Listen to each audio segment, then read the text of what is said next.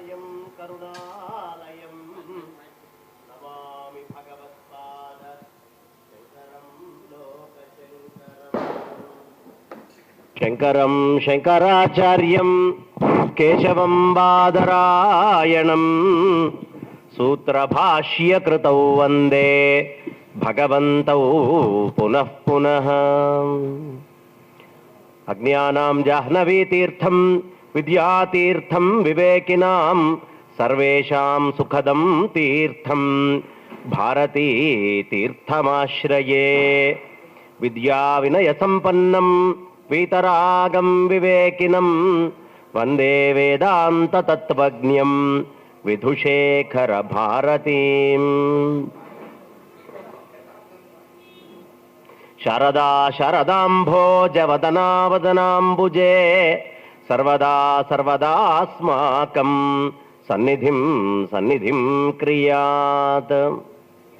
మాలాం కుండీంచడమరుం శూలం శంఖం సుదర్శనం దధానం భక్తవరదం దత్తాత్రేయం నమామ్యహం.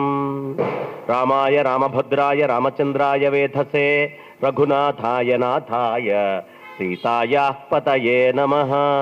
అగ్రతః పృష్ఠతశ్చైవ పార్శ్వతశ్చ మహాబలౌ ఆకర్ణపూర్ణధన్వానౌ రక్షయతాం రామలక్ష్మణౌ రక్షయతాం రామలక్ష్మణౌ రక్షయతాం రామలక్ష్మణౌ. కూజంతం రామ రామేతి మధురం మధురాక్షరం ఆరుహ్య కవితాశాఖాం వందే వాల్మీకి కోకిలం.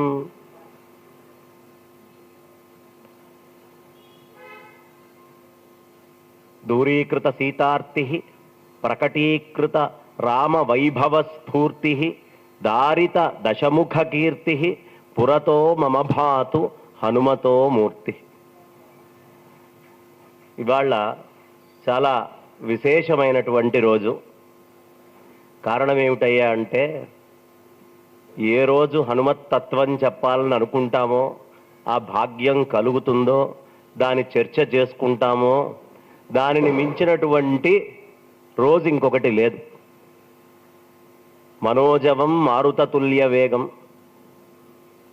ఈ మనస్సు అనేటటువంటి దానికి ఈ శరీరంలో మొత్తము మూలమైనటువంటి వాడు ఆంజనేయ స్వామి. ఆంజనేయ స్వామే మన మనస్సు, మన మనస్సే హనుమంతుడు. ఈ రెండిటికి అభేదం. ఈ మనస్సు ఎత్ర ఎత్ర రఘునాథ కీర్తనం తత్ర తత్ర కృతమస్తకాంజలిం. ఎక్కడ ఎక్కడ ఆ రఘునాథుడి కీర్తన జరుగుతుందో అక్కడక్కడ ఆయన, అంటే ఆ మనస్సు అనేటటువంటిది బద్ధమై ఆయన వైపట్లా చూస్తూ కూర్చుంటుంది. మన మనస్సే, అంతకంటే ఏం లేదు. ఈ బుద్ధి మూల ప్రకృతే సాక్షాత్తు సీతా అమ్మవారు. సర్వవ్యాపకమైన చైతన్య స్వరూపమైనటువంటి పరమాత్మయే రామచంద్రమూర్తి. సమస్త కర్మలకి మూలమై సాక్షి అయి పక్కన ఎప్పుడూ ఉండేటటువంటి, వదలకుండా ఉండేటటువంటిది ఉపాధి ఉన్న తర్వాత కర్మ లక్ష్మణుడే కర్మ. ఇలా ఆధ్యాత్మంగా విశేషంగా రామాయణాన్ని అనేక విధాలుగా ఎంతోమంది ఎన్నెన్నో రకాలుగా రాశారు. మొట్టమొదట సుందరకాండ ప్రవచనం 1 గంటలో చెప్పడము అంటే, అయినప్పటికీ పోనీ సంవత్సరం ఇస్తే సుందరకాండ పూర్తవుతుందా అండి అంటే సంవత్సరం ఇచ్చినా కాదు. ఇది ఎలాంటిదయ్యా అంటే, సముద్రంలో స్నానం చేశాను, సముద్ర స్నానం చేశానండి అంటాడు. సముద్రం అంతా స్నానం చేశాడా ఎవడైనా? ఎవడు సముద్రం అంతా స్నానం చేయలేడు. ఎంత మటుకు అవకాశం ఉంటుందో అంతదాకా అలా మునిగి నేను సముద్ర స్నానం చేశాను అని చెప్పుకుంటూ ఉంటాం. ఇది లోక సహజం. అలాంటిదే ఇది కూడా. సుందరకాండ ఒక్కసారి ఏకశ్లోకిగా మా తాతయ్య గారు సుందరకాండనంతా కూడా, వారికి ఒక అలవాటు ఉంది, రామాయణంలో ప్రతి ఘట్టాన్ని ప్రతి కాండని తీసుకొని ఒకటే అయినటువంటి పద్యంలో చక్కగా మొత్తము చెబుతూ ఉండడం అనేది సంప్రదాయంగా వారికి అలవాటు. అందులో సుందరకాండ గురించి రాసినటువంటి ఆ పద్యం ఒక్కసారి చెప్పుకొని నేను దీన్ని ఆరంభం చేస్తాను. అనితర సాధ్యమైన లవణాంబుధి దాటియు లంకజొచ్చి సీతను గని దైత్యులందునిమిత దశకందరు మందలించి లంక మసిజేసి వచ్చె మొనకాడని రామునిచే కౌగిటంజొనుపబడిన మా యనిలసూతుకి జోతలు నర్చెదన్ మదిన్. ఒకటే ఒక శ్లోకంలో మొత్తం సుందరకాండ సారమంతా కూడా తెలియపరిచారు. కాబట్టి అలాంటి వాళ్ళ పెద్దలు, తాతగారు, మా గురువు గారు, ఇలాంటి పెద్దలు, గురువు గారులు అందరి యొక్క అనుగ్రహం ఉంటే తప్ప ఒక అక్షరం మనం మాట్లాడలేం. మాట్లాడామంటే వాళ్ళు. ఇంకా విశేషం ఏమిటంటే ఆంజనేయ స్వామిని తలుచుకోకపోతే అక్షరం వచ్చే అవకాశమే లేదు. వాక్పటుత్వం కావాలి అంటే ఆంజనేయ స్వామి స్మరణ చేయాలి. ఏం వేడుకోక్కర్లా, ఆయన వచ్చి ప్రత్యక్షం కావక్కర్లా. హనుమత్ స్మరణాత్ భవేత్. స్మరణం చేసినంత మాత్రానే వాక్పటుత్వం వస్తుంది. ఆయనని చూసే మాట్లాడడం ఎలా అనే విషయం నేర్చుకోవాలి అని చెప్తారు నవవ్యాకరణ పండితుడు, మహానుభావుడు. ఈ సుందరకాండ అనేది చాలా సుందరమైనటువంటి కాండ. ఏమండి, ఇందులో రాముడు అందంగా ఉంటాడు, సీతామ్మవారు అందంగా ఉంటుంది, కథ చాలా అందంగా ఉంటుంది, ఆ రాసినటువంటి కవి దాన్ని ఏర్పరిచినటువంటి కూర్పు చాలా అందంగా ఉంటుంది, లోపల ఉన్నటువంటి వనం మరీ అందంగా ఉంటుంది. ఇలా అనేక అందాలు చెప్తారు. కానీ సుందరము అనే పదము చాలా విశేషం. అది ఎప్పుడు సుందరం అవుతుందయ్యా ఈ సృష్టిలో ఏదైనా అంటే నిజాత్మ స్పర్శ అనేటటువంటిది ఎరిగిన ప్రతి పదార్థము సుందరం అవుతుంది. ఆ ఆత్మతత్వ జ్ఞానము లేకుండా ఏది చూసినా మాయే. ఆత్మతత్వ జ్ఞానము అంతర్లీనంగా లోపల కలిగినటువంటి మహానుభావుడికి ఏది చూసినా సౌందర్యము సుందరమే. కాబట్టి ఇది అలాంటి వస్తువుని ఏదో చూపించాలి.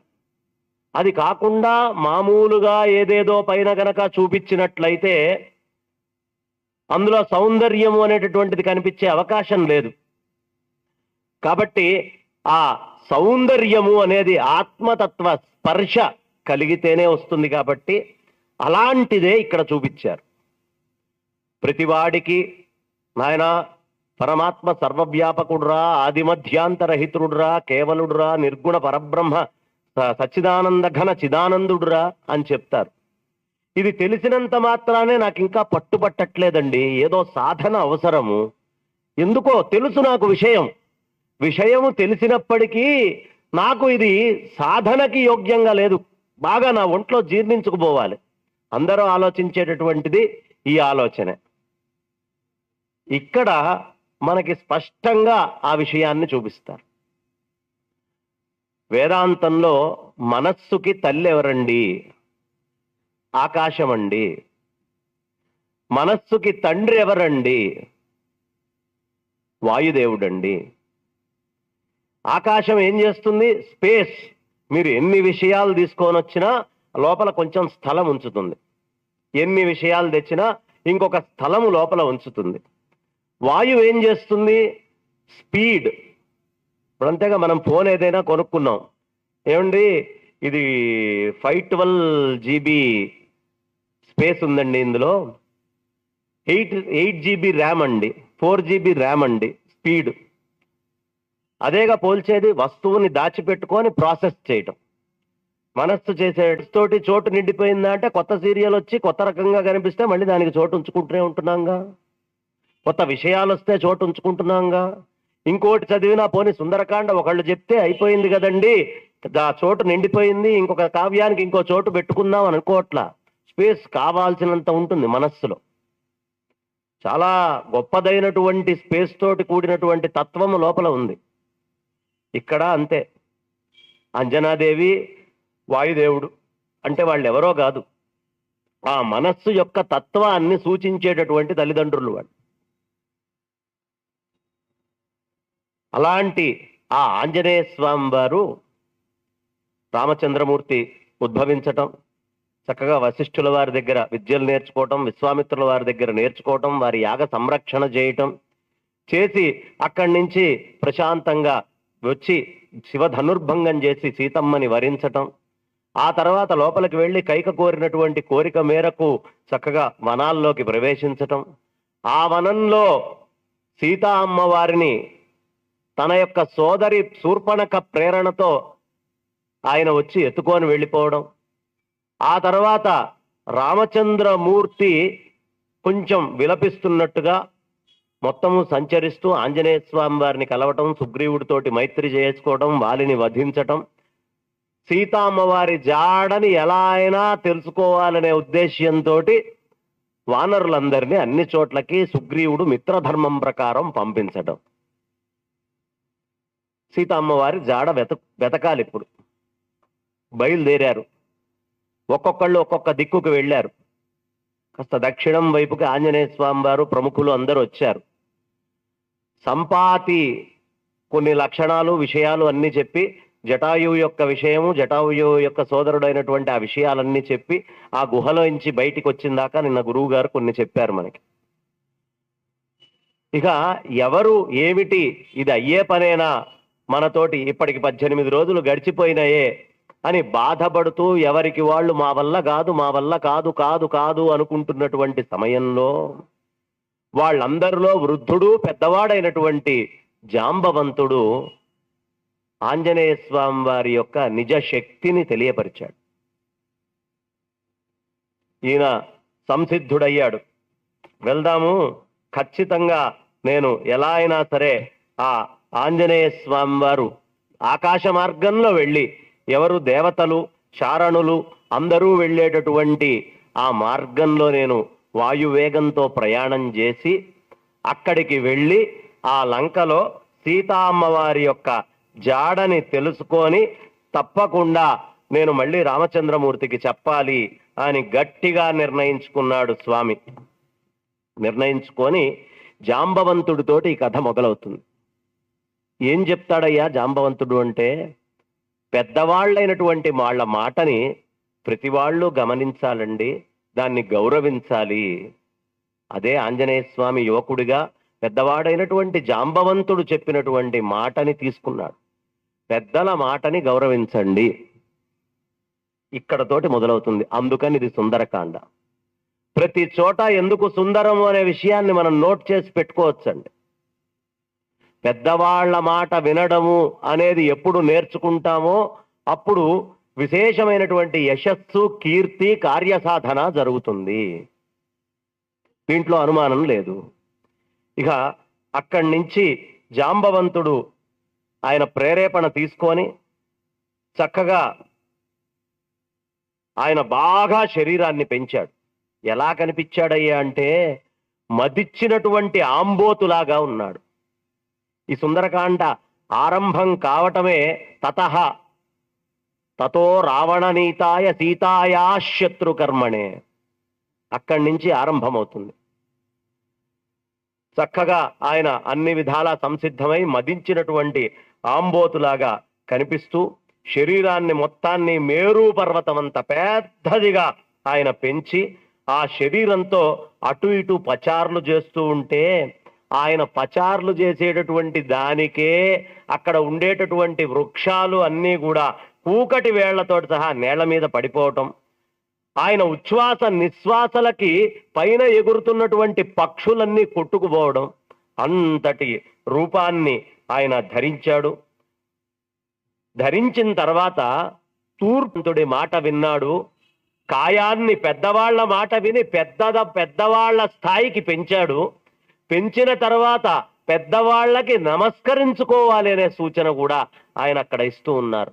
కాబట్టి ఏదైనా ఒక కార్యక్రమానికి వెళ్ళేటప్పుడు పెద్దలైనటువంటి వారిని స్మరించుకోనే కార్యక్రమానికి వెళ్ళాలి. అలా వాయుదేవుణ్ణి స్మరించుకొని దక్షిణ దిక్కుగా వెళ్లేందుకు ఇంకొంచెం శరీరాన్ని చాలా విశేషంగా ఆయన పెంచాడు. అలా పెంచినటువంటి శరీరముతో ఆయన ఒక్కసారిగా ఆకాశంలోకి అలా ప్రయాణం మొదలుపెట్టాడు. పర్వతం మీద నిల్చొని గట్టిగా ఒడిసిపెట్టి ఆ పర్వతాలన్నీ ఆయన ఎగురుతున్నటువంటి బలాన్ని తట్టుకోలేనటువంటి స్థితిలో గజగజ వణికే స్థాయికి వచ్చేసినాయి. సుందరకాండలో ప్రత్యేకత ఏమిటయ్యా అంటే ఇది పంచభూతాలతోటి మొదలుపెట్టి పరిపూర్ణముగా ఆత్మతత్వం దాకా తీసుకెళ్లేటటువంటిది. ఆయన ఆకాశ మార్గము అన్నారు, వాయు వేగము అని చెప్పారు. దాటాల్సినటువంటిది సంసార సాగరము, సముద్రము, జలము, పృథివీ, పంచభూతాల్లో మూడోదైనటువంటి భూతము జలాన్ని తీసుకొచ్చి చూపించారు. పైన కూడా మేఘాలలోంచే వెళ్తున్నట్టుగా చూపించారు. విశేషంగా కొన్ని సందర్భాల్లో మేఘాలు అట్లా కనిపిస్తూ కనిపించకుండా అడ్డొస్తున్నప్పుడు ప్రయాణం చేస్తూ ఉన్నాడు అని చెప్పారు. మేఘాల మధ్యలో చాటుమాటుగా అట్లా వెళ్తున్నాడు అంటే నీళ్లని చూపించారు. ఆ తర్వాత ఆ లంకలో ఒక్కసారిగా ఆయన దిగాడు. అక్కడ పృథ్వీతత్వాన్ని చూపించారు. త్రికూట పర్వతంగా దాన్ని చెప్పారు. అక్కడ దిగినటువంటి ప్రదేశము చెప్పేటప్పటికి భూతత్వం అయింది. వాలానికి అగ్ని పెట్టేటప్పటికీ ఆ వాలముతో మొత్తాన్ని దహింపజేశాడు. ఇది అగ్నితత్వం. పంచభూతాలు ఇందులో వచ్చినాయి కాబట్టి పరమాత్మ యొక్క సృష్టి రచనంతా కూడా ఇందులో సుస్పష్టంగా కనిపిస్తుంది కాబట్టి ఇది సుందరం. కాబట్టి ఆయన నమస్కరించుకొని మెల్లిగా కాస్త ముందరికి ఎగురుతూ వెళ్ళాడు. ఆ వెళ్ళేటటువంటి ఆయనకి సూర్యుడు కూడా ఎక్కడ వేడి తగులుతుందో అని ఆయన వేడిని తగ్గించుకున్నాడట. వాయుదేవుడు కూడా ఈయనకి యోగ్యంగా ఉండేట్టుగా ఎంత స్థాయిలో ఉండాలో అలానే ఆయనకి ఆ వాయువు వీచేట్టుగా చేస్తూ ఉన్నాడట. ఆయన యొక్క శక్తిని కూడా కొంచెం తగ్గించుకొని యోగ్యంగా సక్రమంగా ఉండేట్టు. అంటే రామకార్యంలో సూర్యనారాయణమూర్తి, రామకార్యంలో వాయుదేవుడు కూడా పాల్పంచుకున్నారు. ఇక్కడతోటి అయిపోయిందా? రామకార్యం అంటే ప్రకృతంతా పులకరించి చూస్తూ ఉంటుంది కదా. అలా వెళ్తూ ఉన్నటువంటి ఆంజనేయ స్వామి వారికి సముద్రుడు, ఓహో ఈయన పుణ్యం వల్లే కదా, ఈ యొక్క వీళ్ళ వంశము రాముడి యొక్క వంశం వల్లే కదా ఈ సగరం అంతా ఏర్పడ్డది. కాబట్టి ఎలా అయినా సరే నేను ఆయనకి ఏదో ఒక విధంగా ఈ రామకార్యంలో వెళ్తున్న రామదూతకి సహకరించాలి అని అనుకున్నారు. అనుకొని లోపలే ఉండేటటువంటి మైనాకుణ్ణి అనేక విధాలుగా పైకి రమ్మనమని పిలిచారు. కారణం చెప్పాడు ఆయన. మైనాక, ఇవాల్టి రోజున నువ్వు ఇక్కడ సముద్రంలో ఆనందంగా ఉన్నావు అంటే ఒకానొకప్పుడు దేవేంద్రుడు రెక్కలు నరుకుతూ ఉన్నప్పుడు నువ్వు వచ్చి ఇక్కడ దాక్కుంటే దశరథుల వారి యొక్క మాటని తీసివేయలేక దేవేంద్రుడు నిన్ను అనుగ్రహించాడయ్యా. కాబట్టి ఆ రామ వంశం వల్లే నువ్వు ప్రశాంతంగా ఈ రెక్కలు ఇవి అన్నీ కూడా ఉంచుకొని ఇక్కడ చక్కగా కాపాడబడుతూ ఉన్నావు. గుర్తుంచుకోండి, ఈ కథలో చాలా అద్భుతమైన విషయం ఏమిటయ్యా అంటే ప్రత్యక్షంగా వీడు నాకు సహకారం చేశాడా, నేను తిరిగి సహకారం చేయడానికి అని ఆలోచించక్కర్లేదట. వాళ్ళ పితృదేవతల నుంచి గాని వాళ్ళ పెద్దల నుంచి గాని ఎక్కడ నుంచైనా ఎప్పుడైనా నువ్వు లబ్ధిని పొంది ఉంటే ఆ రుణం తీర్చుకోవాల్సినటువంటి బాధ్యత ప్రత్యక్షంగా ఆయనే అక్కర్లా, ఆయన కార్యం మీద వెళ్ళేవాడికి కూడా సహకరించండి అని చెప్పారు. అందుకని రామాయణం సుందరం. ఈ సుందరకాండ అంత సుందరం ఎందుకయ్యా అంటే రామాయణంలో ఇది సుందరం. ఎప్పుడైనా రుణము అనేటటువంటిది ఎలా తీర్చుకోవాలి అనే సత్యాన్ని బోధిస్తుంది సుందరకాండ. మైనాకుడు ఆ మాటలన్నీ విని ఒక్కసారి ఆనందంగా అలా పైకి లేచాడు. అలా లేచినటువంటి ఆయనని చూసి వీడెవడో నాకు విఘ్నం కలిగించడానికి వచ్చాడు, ఇప్పటిదాకా నేను చక్కగా ఆనందంగా అనాయాసంగా ఏ విఘ్నం లేకుండా వెళ్తున్నాను అని ఒక్కసారి ఆయన యొక్క ఆయన ఒక్కసారి నమస్కారం చేసి, అయ్యా మేము మహాత్ములైనటువంటి మీకు ఆశ్రయం ఇద్దామని వచ్చాను. మీరు రామకార్యం మీద వెళ్తున్నారు, రామకార్యం మీద వెళ్ళేటటువంటి మీకు సహకరించడం వల్ల నాకు సార్థకత లభిస్తుంది. సామాన్యులైనటువంటి అతిథులు వస్తేనే విశేషంగా మనం వాళ్ళని సత్కరించాలనుకుంటాం. సాక్షాత్తు ఆ దైవస్వరూపులైనటువంటి మీరే దైవస్వరూపులు, మీరొచ్చినప్పుడు ఇంకెంత ఆనందంగా అని ఆతిథ్యం కోసం వచ్చాను. కాసేపు ఈ పర్వతం మీద అంటే నా మీద విశ్రాంతి తీసుకోండి. బంగారుమయంతో నిండి ఉన్నటువంటి పర్వతం అది, మామూలు పర్వతం కాదు. అలాంటి దాని మీద విశ్రాంతి తీసుకొని కాసిన ఫలాలు అవి స్వీకరించండి. వెంటనే ఆంజనేయ స్వామి వారు కొంచెం సౌమ్యులై, ఓహో ఇది విఘ్నం చేయటం కోసం కాదు, నేను నా మిత్రులందరికీ ఓ మాట ఇచ్చానయ్యా. ఆ మాట ఏమిటి అంటే నేను ఎట్టి పరిస్థితుల్లో విశ్రమించకుండా నా కార్యక్రమాన్ని చేస్తాను అని. కాబట్టి నా మాట తప్పేటటువంటి పని నేను ఎప్పుడూ చెయ్యను. అయినప్పటికీ పెద్దవాడివైనటువంటి నువ్వు వచ్చావు కాబట్టి, ఇంత మంచి సుహృద్భావంతో నువ్వు వచ్చావు కాబట్టి అని ఒక్కసారి స్పర్శ చేశారు. ఇలా అంటుకున్నాడు ఆయన.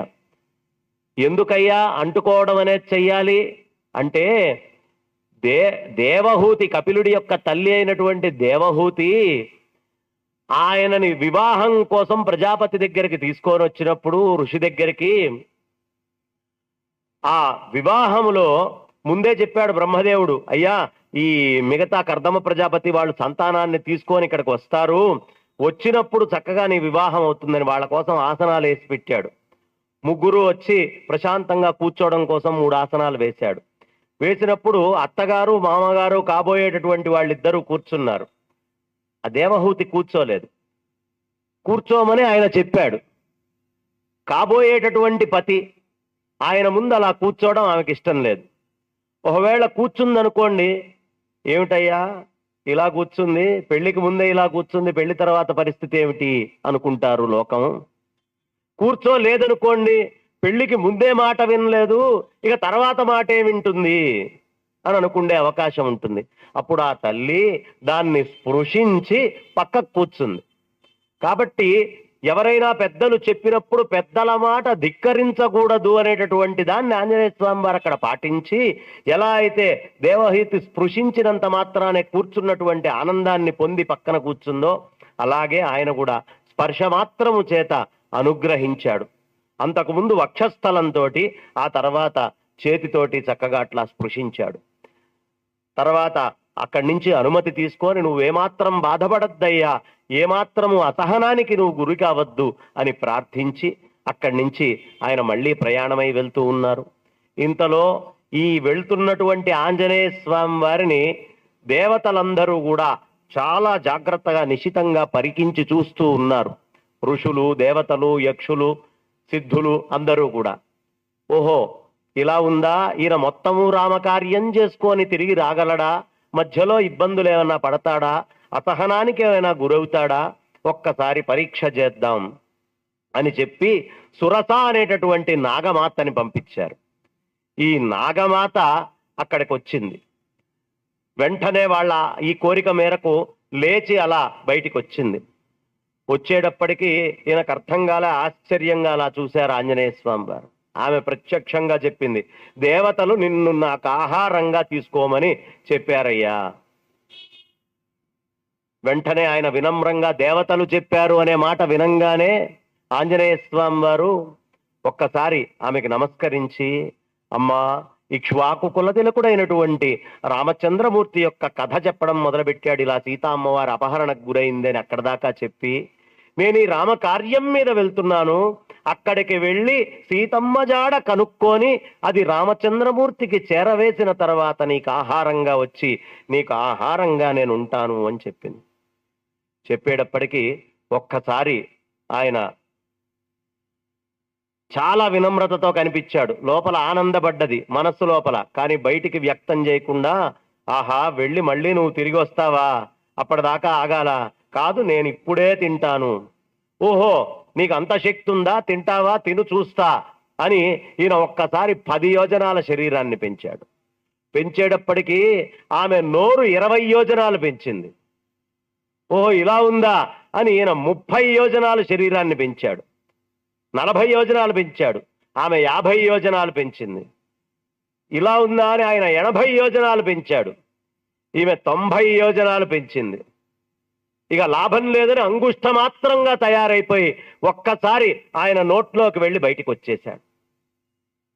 కనీసం నోట్లోకైనా వెళ్ళి రావాలి అనే సిద్ధాంతం వచ్చింది కాబట్టి, అంగుష్ట మాత్రమైనటువంటిది 90 యోజనాలు నోరు మూసే లోపలికి బయటకు వచ్చేయచ్చు కదా. కాబట్టి యుక్తిని కాస్త ప్రయోగించాడు, ఒక్కసారి బయటికి వచ్చాడు. వెంటనే ఆ సురస అనుగ్రహించి, నీకు దిగ్విజయంగా రామకార్యం జరుగుతుంది అని వెంటనే ఆశీర్వదించింది. అక్కడి నుంచి ఆయన మళ్ళీ ఇంకొంచెం ముందరికి ప్రయాణం చేయటం మొదలుపెట్టాడు. ఇంతలో సింహిక అనేటటువంటి ఒక రాక్షసి వచ్చింది.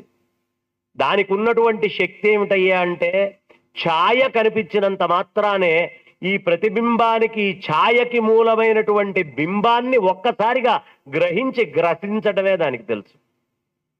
ఆ ఆసురీ శక్తి గ్రహించడానికి సంసిద్ధమైంది, గ్రసించడానికి సంసిద్ధమైంది. ఇది చూశాడు ఆంజనేయ స్వామి వారు. ఒక్కసారిగా లోపలికి వెళ్ళాడు. ఆ రొమ్ముని ఆయన నఖాలతోటి చీల్చాడు. మర్మ అవయవాలన్నిటినీ కూడా ఒక్కసారిగా చీల్చి అవతల బారేసి బయటికి వచ్చాడు. అందుకే సింహికా భంజన శ్రీమాన్ అని ఆయన్ని మనం పిలుచుకుంటూ ఉంటాం. ఆ సింహికని భంజనం చేశాడు. చేసి ఆయన ఇక అక్కడి నుంచి దేవతల యొక్క స్థుతులు, ఆ పుష్పవర్షం అంతా చూసుకొని అక్కడి నుంచి మెల్లిగా ఆ లంక దగ్గరికి చేరాడు. ఇక్కడ దాకా కథ బానే ఉంది. కానీ ఇక్కడ ఒక్కసారి గనక మనం ఆలోచిస్తే, ఎవడైనా ఈ ఒక కార్యక్రమం చేయడానికి వెళ్ళినప్పుడు 3 శక్తులు వాడికి అడ్డుపడుతూ ఉంటాయి. ఒకటి మానుషీ శక్తి, 2 దైవీ శక్తి, 3 ఆసురీ శక్తి. ఏ పనినైనా సరే ఆటంకపరుస్తాయి. మొట్టమొదట మీ పూర్వీకులు ఇలా చేశారు అని మైనాకుడు వచ్చాడు. అక్కడ ఏం చేశాడు? ఆయన ఒక్కసారి స్పృశించి అనుగ్రహించాడు. దైవీ శక్తి వచ్చింది, అది కూడా ఎప్పుడు మనకి ఇబ్బంది పెడుతూ ఉంటుంది. అక్కడ ఏం చేశాడు? ప్రశాంతంగా యుక్తిని వాడి లోపలికెళ్ళి బయటికి వచ్చాడు. నిజాత్మతత్వాన్ని, మూల ప్రకృతిని వెతకడానికి వెళ్ళే ప్రతివాడికి యోగ సాధనలో వచ్చేటటువంటి ఇబ్బందులు ఇక్కడే ఉంటాయండి. ఆ మూల ప్రకృతి తత్వం దగ్గరికి వెళ్ళి అక్కడ ఆత్మచింతన చెయ్యాలి. అక్కడ ఆ ఆత్మ స్థితిని అక్కడ చర్చ చెయ్యాలి. మూల ప్రకృతి ఏదైతే మూలం ఉంటుందో అక్కడ దాకా వెళ్లే లోపల వచ్చేటటువంటి విఘ్నాలన్నీ ఇక్కడ. ఈ ఆసురీ శక్తి అనేటటువంటిది అడ్డుపడ్డది. ఇక మూడోది ఏమిటి? దైవీ శక్తి, ఆసురీ శక్తి ఇక్కడికి అయిపోయింది. వీటి నుంచి ఎప్పుడూ జాగ్రత్తగా మనల్ని కాపాడుకోవాలి. ఇక మూడోది జాగ్రత్త, స్వప్న, సుషుప్తులు అనేటటువంటి స్థితులు 3 ఉంటాయి సాధన చేసేవాడికి ఎవరికైనా. ఏ దైవీ అయినా, మానుషి అయినా, ఆసురీ శక్తి అయినా హృదయంలో రాముడు ఉండాలి, నాలుక మీద రామనామం ఉండాలి. అది ఉంటే తప్పించుకోవచ్చు. హృదయము లోపల రామచంద్రమూర్తిని ఆంజనేయ స్వామి వారు ప్రతిష్ఠ చేసుకొని రామనామముతో ఆయన చక్కగా నిరంతరము ఆ ప్రయాణం చేస్తున్నాడు. కాబట్టి మానుషి, ఆసురి, దైవి ఈ 3 శక్తుల్ని జయించగలిగాడు. అందుకేనయ్యా జపం చెయ్యి, అనుష్ఠానం చెయ్యి, కర్మ, ఉపాసన, బ్రహ్మోపాసన, ఇట్లా మనకు అన్ని చెప్పేటటువంటి మార్గాలు కారణం అదే.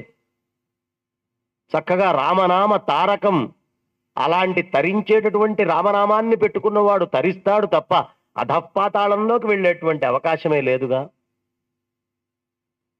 ఈ ప్రపంచంలో ఏ మెడికల్ షాపులో అయినా మనకి కామానికి గాని, క్రోధానికి గాని, లోభానికి గాని, మోహానికి గాని మందు దొరుకుతుందా? ఎక్కడైనా మందు ఉందా? ఎవడైనా ప్రిస్క్రిప్షన్ రాసిస్తే ఆ మందు ఇచ్చేటటువంటి కొట్లు గాని, ప్రదేశాలు గాని ఏవైనా ఉన్నాయా? ఒకటే ఒక్కటి ఉంది, గురువు దగ్గరికి వెళ్ళు, రామనామ వైభవాన్ని తెలుసుకో, రామనామాన్ని చెయ్యి. దాన్ని మించినటువంటి ప్రిస్క్రిప్షన్ ఈ ప్రపంచంలో ఇంకెవడు ఇవ్వలేడు. కాబట్టి మనందరిలో ఉన్నటువంటి రోగమే అది. రోగం పోవాలి, మందు పడాలి. అదే హృదయంలో రామచంద్రమూర్తి ఉండడం, ఆ జిహ్వయందు నిరంతరము రామనామము అనేటటువంటిది జరుగుతూ ఉండడం. కాబట్టి రామనామ కీర్తన చేస్తూ ఉండండి. జాగ్రత్త స్థితి ఏమిటయ్యా అంటే, చక్కగా మనకి పరిపూర్ణంగా మైనాకుడు వచ్చాడు. జాగ్రత్త స్థితిలో ఏమిటి? కంటి ముందు కనిపించే భోగాలన్నీ కోరుకుంటాం. హాయిగా ఇలా కూర్చోవాలి, ఆ పండ్లు తినాలి, ఇక్కడ ఉండాలి, అది చెయ్యాలి అని. జాగ్రత్తలో వచ్చే అడ్డాలని పక్కన పెట్టాడు. ఇక స్వప్న స్థితిలో ఏముంటుంది? నువ్వు ఎంత పెద్దవాడివైతే నీకంటే పెద్దగా ఇంకా అనేకానేకం కనిపిస్తూ నిన్ను ఆ మాయలోకి దించుతూ లాగుతూ ఉంటాయి. నువ్వెంత గొప్పవాడివైనా మా కళ అనేది నీకంటే పెద్దగా వస్తుంది, నిన్ను దాంట్లోకి లాక్కుంటూ ఉంటుంది. బుద్ధి వాడాలి అక్కడ జీవుడు అంగుష్ట మాత్ర పురుషుడైనటువంటి జీవుణ్ణి ఎలా చూసుకోవాలో జాగ్రత్తగా తెలియాలి. ఆ విధంగా బయటికి వచ్చాడు. ఇక మూడోది సుషుప్తి. ఇప్పటిదాకా కనిపించినటువంటి బొమ్మలన్నీ పరిపూర్ణమైనటువంటి ఛాయ కింద మారిపోయి ఆ ఛాయ అనేటటువంటి అజ్ఞానంలో తమస్సులో నిన్ను లాగుతూ ఉంటుంది. దాంట్లోంచి బయటపడాలి. పడాలి అంటే ఏమిటి? అన్ని సందర్భాలలో సాధనలో హృదయమునందు రాముడు ఆ స్థితికి వెళ్లే ముందు కూడా రామనామము అనేదే ధరించాలి. అది తీసుకున్నటువంటి వాడు ఖచ్చితంగా బయటపడతాడు, దీంట్లో అనుమానం లేదు అని చక్కగా చెప్తున్నారు. ఇక ఏమిటండి మూడోది? సత్వ రజస్తమో గుణాలు. సత్వగుణం ఏది? మైనాకుడిది. సాత్వికంగా వచ్చాడు, ప్రశాంతంగా అనుగ్రహిస్తా అన్నాడు కాబట్టి ఆయన దాన్ని అంటుకొని వరించాడు. రజోగుణం ఏది? సురస, నాగమాత. తన యొక్క బాగు కోసం తన పిల్లల్నే తింటుంది పాము. అలాగే దేవతలందరూ పంపించి దేవతలకి మూలమైనటువంటి మనల్ని కూడా దేవతలు భక్షించాలి అనుకుంటారు. దానికి సంకేతంగా వచ్చింది ఆవిడ. రజోగుణం. దేవతలని ఇక్కడ అవమానం జరిగింది సురసకి కాదండి, ఆయన యుక్తి ప్రయోగించింది దేవతలందరికీ. ఇది ప్రతి ఒక్క దేవత పరీక్ష చేయాలనుకునే వాళ్ళందరికీ సమాధానం చెప్పాడు ఆంజనేయ స్వామి వారు. కాబట్టి ఆ సురీ శక్తి నీ మీద ప్రభావం చూపించినా లేదు, దైవీ శక్తి చూపించినా, నీకు మానవ శక్తి ఏది చూపించినా ఆంజనేయ స్వామి మాత్రమే బయటపడేయగలడు, ఆయన హృదయంలో రామచంద్రమూర్తి ఉండడం వల్ల. అందుకని ఆంజనేయ స్వామి వారే ఇక్కడ పూర్తిగా రజోగుణ ప్రధానంగా, ఇక తమోగుణ ప్రధానంగా కబళించి మొత్తము తీసేసుకోవాలి అని అనుకున్నది దాన్ని భంజించాడు. రామచంద్రమూర్తి చేసిన పనే ఈయన చేసింది. రాముడు ఏం చేశాడు? బాగా తమోగుణంతో ఉండేటటువంటి తాటకిని సంహరించాడు. ఈయన తమోగుణంతో కూడినటువంటి సింహికని సంహరించాడు. రజోగుణంతో కూడినటువంటి అహల్యని సంస్కరించాడు రామచంద్రమూర్తి. ఈయన కూడా రజోగుణంతో ఉండేటటువంటి ఆ సురసని సంస్కరించాడు. సత్వగుణంతో ఉండేటటువంటి సీతా అమ్మవారిని వరించాడు రామచంద్రమూర్తి. ఈయన కూడా వరించడము అంటే పాణిగ్రహణమే. చెయ్యి ఇలా ఇచ్చి స్పర్శ చేశాడు మైనాకుడితోటి. కాబట్టి ఎప్పుడైనా సత్వగుణాన్ని ఎప్పుడూ వరించాలి, రజోగుణాన్ని సంస్కరించుకోవాలి మన లోపల, తమోగుణాన్ని సంహరించాలి. దానికి ఇంకో మార్గం లేదు. ఇంక ఏది చేసినా అది అయ్యే అవకాశం లేదు. ఇప్పుడు వెళ్తున్నది దేనికోసం? మూల ప్రకృతి అయినటువంటి అమ్మవారి గురించి. మూల ప్రకృతి అవ్యక్త, కనిపించట్లేదు ఆవిడ, అవ్యక్తమైనటువంటి స్థితిలో ఉంది.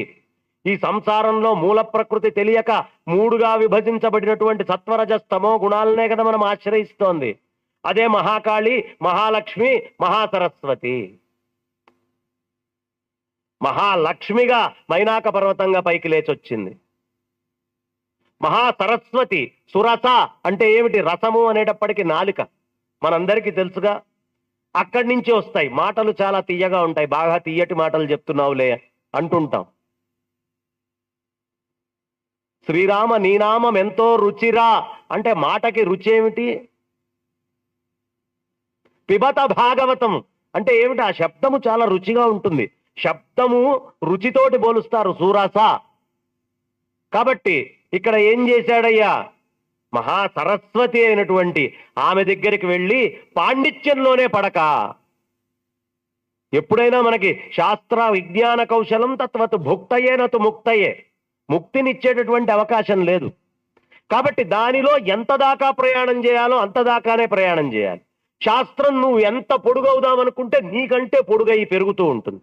నువ్వు ఎంతకాలం సాధన చేసి ఎన్ని శాస్త్రాలు చదివినా, భరద్వాజుడిలాగా 10,000 సంవత్సరాలు తపస్సు చేసినా మేరు పర్వతంలో గుప్పెడు మట్టంత సాధించలేవు. కాబట్టి నువ్వు ఏదో పెద్దగా పెరిగిపోయి ఎలా చూస్తాను నేను, ఎలా అయినా అంతు చూస్తా అంటే నీకంటే శాస్త్రము మహాసరస్వతి చాలా విస్తృతంగా ఉంటుందయ్యా. అక్కడ ఏం వాడాలి? ఈ జీవుణ్ణి ఉద్ధరించడానికి ఎంత అవసరమో అంతదాకా సరస్వతిలోకి వెళ్ళి ఆ మూల నిజాత్మతత్వమైన దాని దగ్గరికి వెళ్ళిపోవాలి. దాన్ని మనసులో ఉంచుకోవాలి. వెళ్ళాడు, వచ్చేశాడు. ఇక మూడోది ఏమిటండి అంటే మహాకాళి. రకరకాలైనటువంటి మాయలకి గురి చేస్తూ ఉంటుంది. ఆ మహాకాళి నుంచి ఎలా బయటికి రావాలి, ఈ విషయాన్ని ఆంజనేయ స్వామి వారు అక్కడ ఆ కాళీ అనేటటువంటి ఏదైతే ఆ ప్రయోగములాగా సూక్ష్మముగా తమస్సుతో కూడినటువంటిది ఉందో దాన్ని ఎలా భంజించాలి, ఆ తత్వము నుంచి పరమేశ్వరుడి యొక్క నిజతత్వంలోకి ఎలా ప్రయాణం చేయాలి, ఇదే మహాకాళి, మహాలక్ష్మి, మహాసరస్వతి మూడిటిని దాటి మూడిటికి మూలమైన ముగురమ్మల మూలపుటమ్మ దగ్గరికి కదా నేను వెళ్లాల్సింది. ఆ పరాప్రకృతిని చేరాలి అంటే ఇవి నాకు మధ్యలో విడివిడిగా అడ్డొస్తున్నాయి. ఈ మూడిటిని ఏకీకృతం చేయాలి. ఒకే సంసార సాగరంలో ప్రయాణం చేస్తున్నప్పుడు ఈ మూడిటిని ఆయన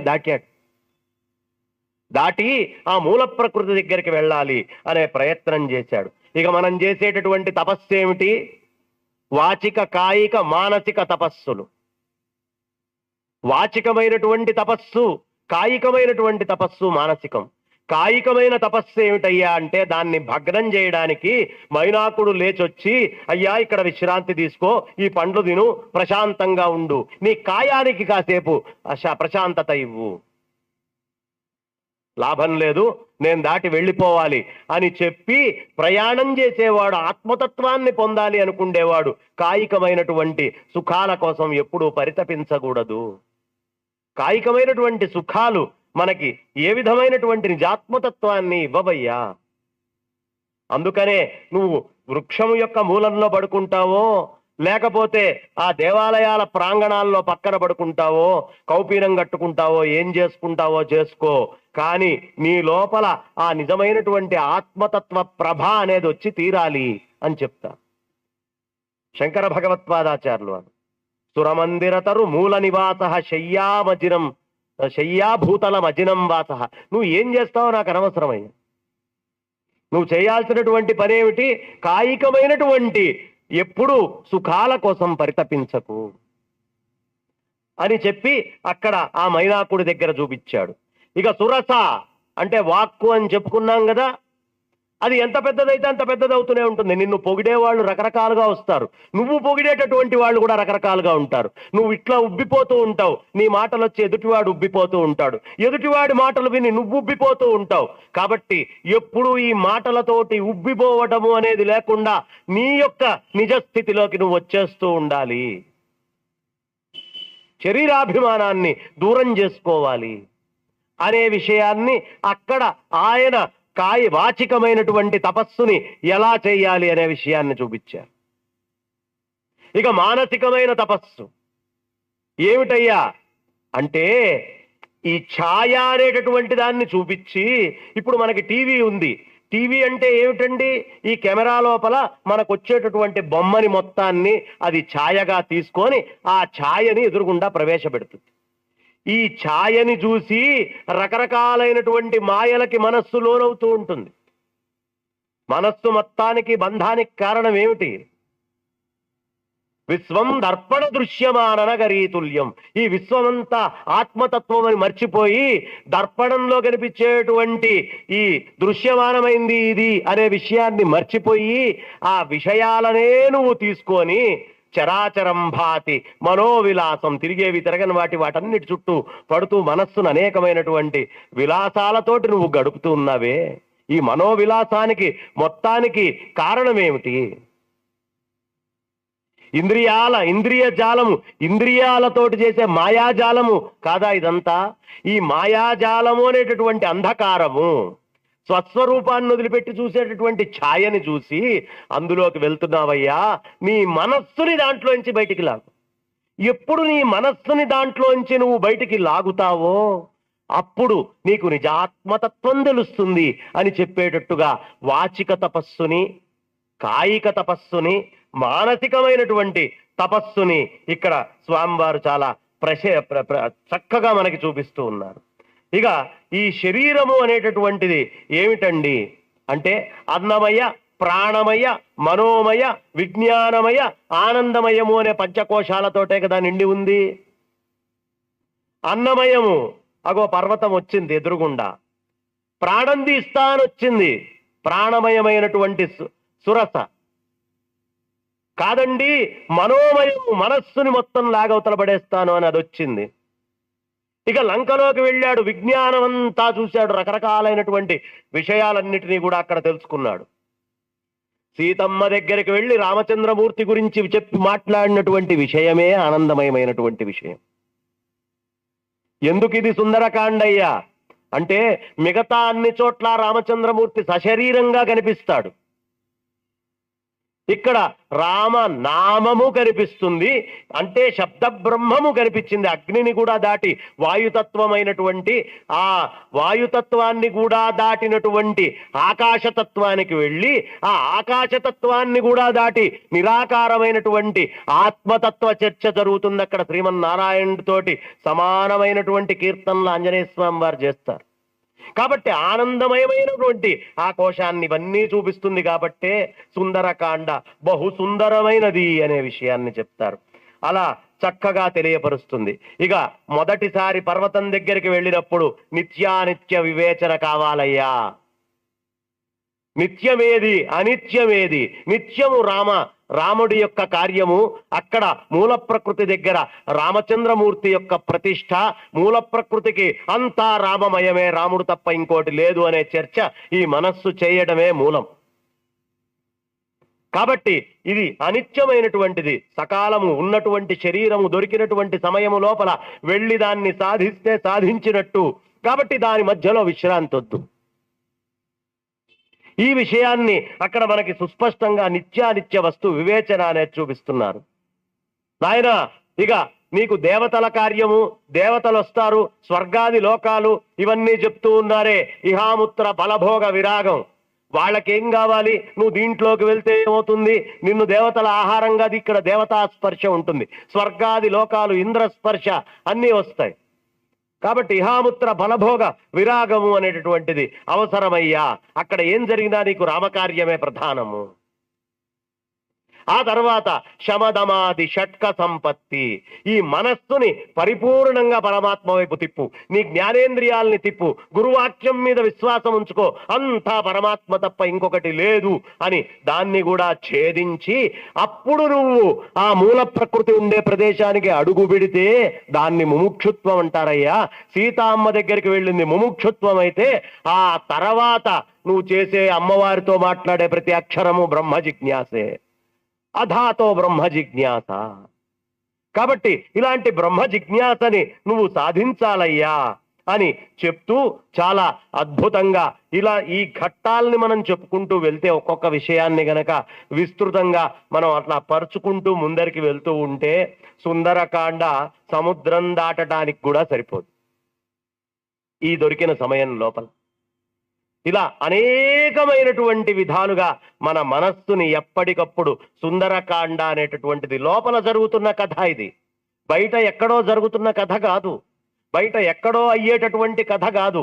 బయట ఎక్కడో అయ్యేటటువంటి కథ అయితే ఒక కాలానికో ఒక సమయానికో కొంత దీనికో సరిపోతుంది కాదు. ఇది శాశ్వతమైనది, ప్రతి జీవి ఆనందించి ఆస్వాదించేటటువంటి కథ.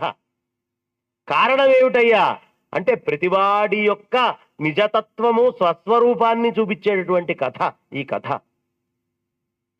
కాబట్టి చక్కగా ఇన్ని రకాలుగా దాన్ని చూపిస్తూ వెళ్ళారు. ఇక అక్కడి నుంచి ఆయన ఆ త్రికూట పర్వతం దగ్గరికి వెళ్ళారు. త్రికూట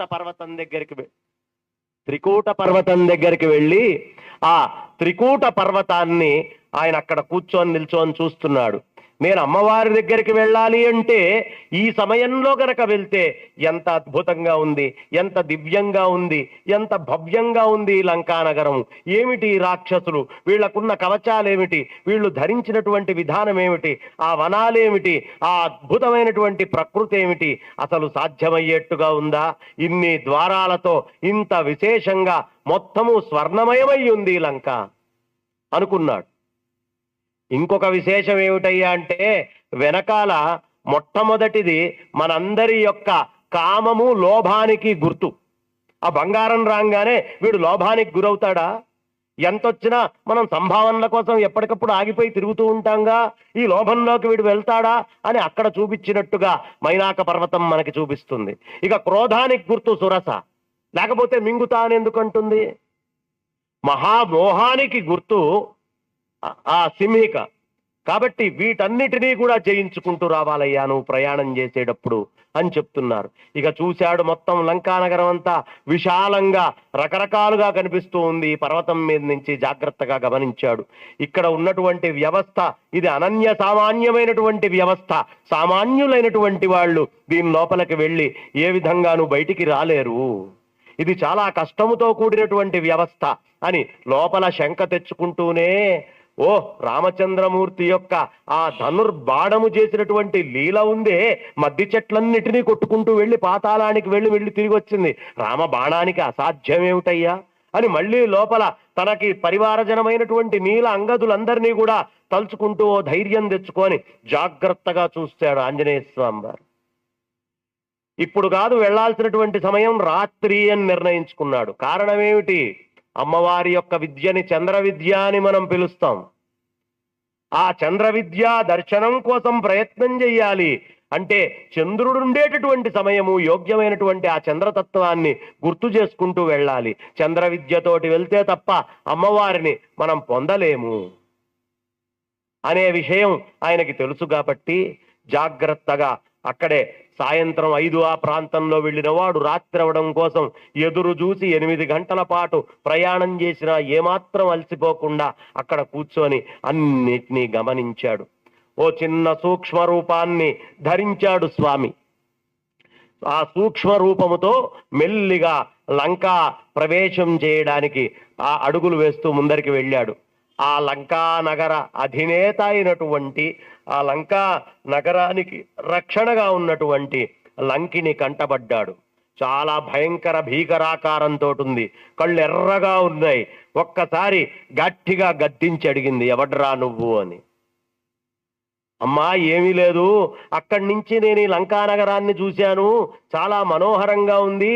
కళ్ళతోటి ఎంతసేపు చూసినా నాకు తనివి తీరలేదు. కాబట్టి నాలో కొంచెం మోహం కలిగి లోపలికొచ్చి లంకని దూతకుండాల్సినటువంటి లక్షణాలు, ఏ సమయంలో లోపలికి వెళ్ళాలి, అవతల వాళ్ళతోటి మాట్లాడేటప్పుడు గుట్టుమట్లు బయటపడకుండా ఎంత మాట్లాడాలి, నవవ్యాకరణ పండితుడైనటువంటి హనుమంతుడి దగ్గర నుంచే ఈ విషయాన్ని నేర్చుకోవాలి. ఆయన చెప్పాడు, లేదమ్మా దీనికోసం, అది కాదురా, నీకు పోగాలము దాపరించి నువ్వు నా కంటబడ్డావు, ఇందులోకి వెళ్ళాలనే ఈ దుర్బుద్ధి నీకు అందుకు పుట్టింది అంది అని ఒక్క దెబ్బ కొట్టిందండి ఆంజనేయ స్వామి వారిని. అరిచాడట ఆంజనేయ స్వామి వారు. అంతటి ఆంజనేయ స్వామి వారిలోనే అరుపు వచ్చిందని వాల్మీకని చెప్తుంది. వెంటనే ఆయన లేచి పిడిగుద్దు గుద్దబోయి ఆడదాన్ని గుద్దాలా వద్దా అని ఒక క్షణం ఆలోచించాడట. అంతకుముందు ఆలోచించలా. సురస దగ్గర కానీ, ఆ తర్వాత రాక్షసీ శక్తి అయినటువంటి ఈ సింహిక దగ్గర కానీ, ఈ లంకిణిని చూస్తే మాత్రం ఆయనకు ఆలోచన వచ్చింది. ఎందుకయ్యా అంటే ఈమె లోపల పూర్వమే బ్రహ్మాది దేవతల దగ్గర నుంచి వరం పొందినటువంటి ఆ స్పర్శ ఉంది కాబట్టి, బుద్ధిమతాం వరిష్టం కాబట్టి ఈమెకి దేవతలతోటి కూడా అనుబంధం ఉంది, కొట్టాలా వద్దా అని ఆలోచించాడు. సింహిక విషయంలో ఆలోచన అవసరం లేదు.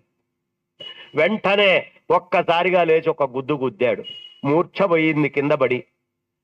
అప్పుడు అర్థమైంది ఆమెకి, ఓహో నా పూర్వ వృత్తాంతం చెప్పి, ఈ పూర్వ వృత్తాంతంలో బ్రహ్మదేవుడు చెప్పి ఉన్నాడు కదా, ఎప్పుడైతే మర్కటము అనేటటువంటిది ఇందులోకి ప్రవేశిస్తుందో అప్పుడే ఈ లంకా నగరానికి చేటొస్తుంది అని.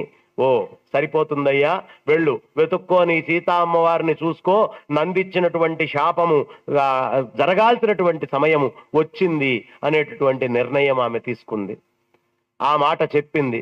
ఇక అక్కడతోటి ఆంజనేయ స్వామి వారు మెల్లిగా లోపలికి వెళ్ళారు. లోపలికి వెళ్ళినటువంటి ఆంజనేయ స్వామి వారు ఆ లంకానగరం యొక్క మాహాత్మ్యాన్ని మొత్తాన్ని చూసి, ఏమిటి రావణుడి యొక్క గొప్పతనము, ఇక్కడ ఇన్ని రకాలుగా అభిషేకాలు చేసేవాళ్ళు, వేదమంత్రోచ్చరణలు చేసేవాళ్ళు, రావణుడి యొక్క అనుగ్రహం పొందడం కోసం రకరకాలుగా మాట్లాడేవాళ్ళు, ఇన్ని రకాలైనటువంటి వాయిద్యాలతో, అన్ని హంగులు పొంగులతో విశేషంగా వీళ్ళందరూ ఉన్నారు. వీడి దగ్గర గనక ఈ లంకానగరంలో శౌచము అనేది గనక ఒక్కటి ఉండుంటే వీడిని కొట్టడం అసలు ఎవరితరమైనా అవుతుందా? వీడి దగ్గర శౌచము అనే బలహీనత తప్ప, ఆ అశౌచము అనేటటువంటి బలహీనత తప్ప ఇంక ఏదీ లేదు కదా అని చెప్పి ఆ శత్రువర్గంలో ఉండే బలాబలాల్ని కూడా అంచనా వేసుకోవడం మొదలుపెట్టాడు.